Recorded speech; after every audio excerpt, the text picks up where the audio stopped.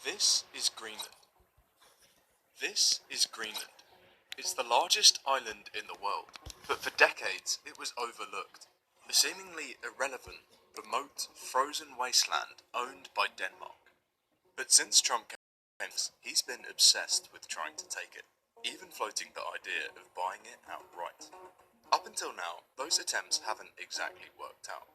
This time, however, things are looking very different. A couple of years ago, the idea of forcibly seizing territory from a NATO ally would have been totally unthinkable. But with the US invading Venezuela, detaining its president, and facing little more than diplomatic outrage in response, it's become abundantly clear that those old rules don't seem to apply anymore. And Trump is clearly punch-drunk on the idea of expanding America's reach. If he were to decide to take the island by force, it doesn't seem like anybody could stop him, something which looks more and more likely by the day. Trump himself claimed the US needs Greenland, and even joked about plans to make Greenland great again. Yet the real reasons for his obsession with the island are far more abrupt. Greenland's location is unique, sitting almost halfway between North America and Europe, and within touching distance of some of the most strategic waters in the world. But the thing is, the US already has military bases here, and if they wanted more, they could probably just ask Denmark and be allowed. Trump's interest comes from something else. Beneath its icy surface lies an abundance of rare earth minerals, and potentially some of the largest oil deposits in the world, with an estimated value of upwards of $4 trillion, around 20% of the entire past production of the United States. Geographic, military, and economic potential have transformed this icy island into one of the biggest geopolitical flashpoints of the last decade. But it's not just the US who have noticed this, it's Russia and China too. In the last few years, their presence in the Arctic has exploded. Both have invested billions in the region, from an Arctic Silk Road project to even bidding on vital infrastructure in Greenland itself. As this threat grows, the US is getting increasingly desperate and increasingly unpredictable, which raises a deeper question. What is it about Greenland that made it so valuable, and why is the US willing to risk so much to secure it? To understand this relationship, we first need to go back in time. Believe it or not, this isn't the first time the USA has tried to buy Greenland. You see, Greenland is owned by Denmark, but in World War II they were invaded by Nazi Germany, and suddenly the island and the United States was at risk.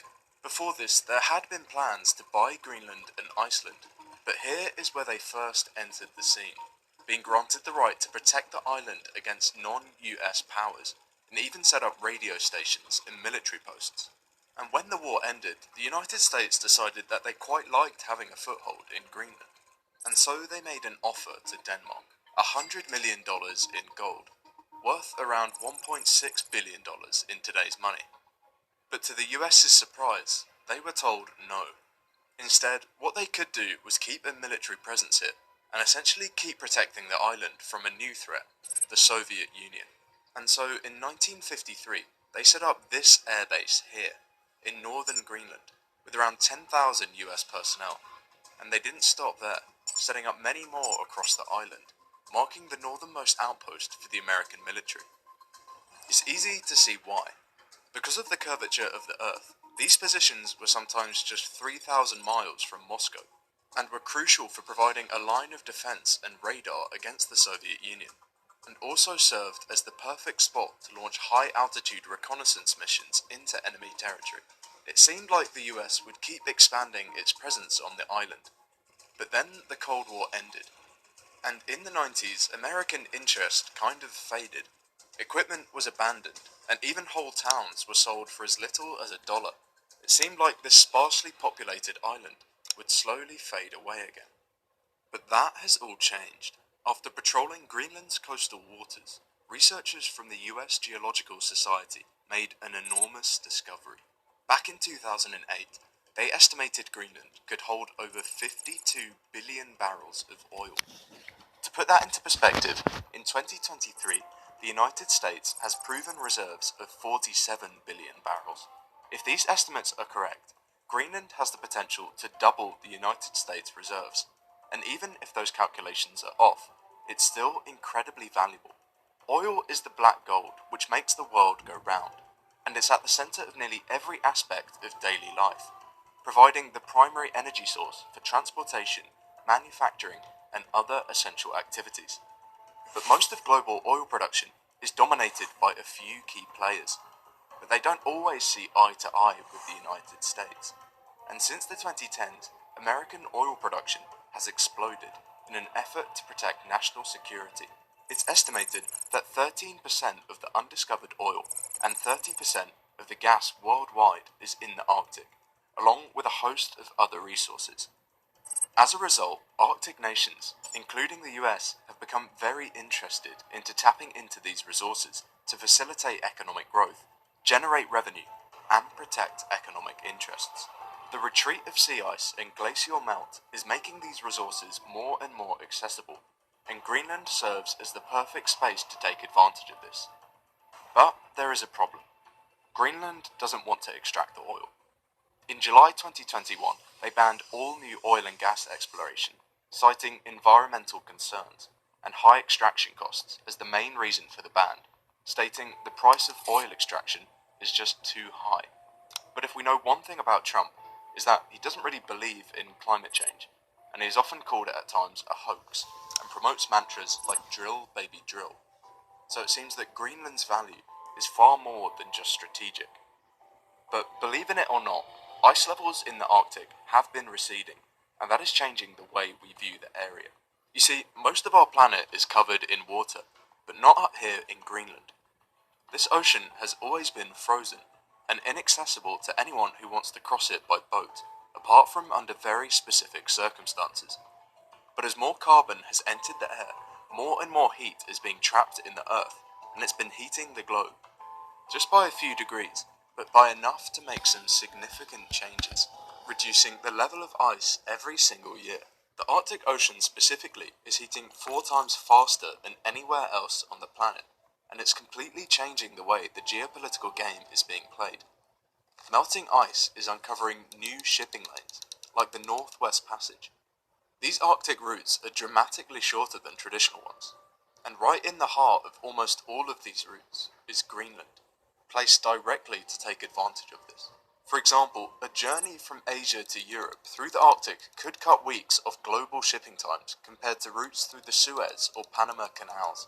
These savings in time and fuel could revolutionize global trade and tilt economic power towards the countries who control the seas, meaning any country who controls them controls the world's supply of goods, of which 80% travels by sea.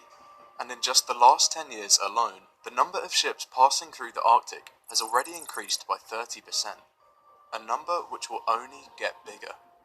But unfortunately for the United States, they are not the only player making moves in the Arctic, and this is part of the reason why Trump has labelled Greenland as critical for the future of the United States security. In recent years, Russia has been rapidly militarizing its Arctic frontier, building dozens of military bases along its northern coastline. They've even gone as far as planting a flag under the North Pole to stake their claim over the Arctic territory.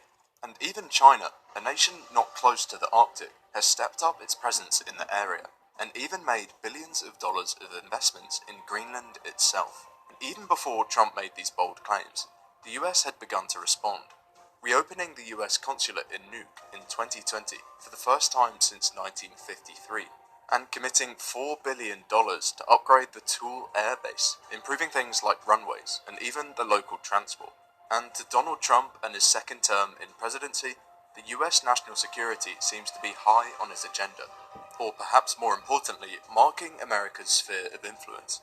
He has made remarks about Canada joining the United States, along with the Panama Canal, and even renaming the Gulf of Mexico to the Gulf of America. But his obsession with Greenland seemed more concrete, having now been a theme of both of his terms. This leaves the question, how can he buy it, and how much would it actually cost? Now, Greenland's strategic might is all well and good, and it has an incredibly valuable piece of land. But there's a problem in Trump's plan. Currently, it belongs to Denmark, and they have said many times that it's not for sale. In fact, they've also just invested another $1.5 billion to boost the island's defense, For most presidents, that fact alone would put the possibility of its acquisition firmly out of the question. After all, invading another NATO member has traditionally been viewed as an absolute red line. But in today's world, that assumption is starting to look far less certain. In fact, the White House press secretary herself refused to rule anything out, saying that all options remain on the table when asked about the issue. The truth is that if the US were to go all out on an invasion and take the land by force, there isn't anybody who would be able to stop them. With that being said, this is far more likely a negotiating tactic, an attempt to pressure Denmark into coming to the table, rather than a genuine plan for war. But even if Denmark itself were willing to sell, how would they even be able to come up with a price? Modern examples of countries trading land are pretty rare these days, but there was an example somewhat similar back in 2017, where Egypt transferred sovereignty over Tiran and Sanafir Islands to Saudi Arabia in exchange for a $22 billion aid package. And while putting a precise estimate on the value of Greenland is like guessing the length of string, some estimates have been closer to $2 trillion, which even for America is a lot of money, especially for an incoming administration which wants to reduce its national debt and cut taxes.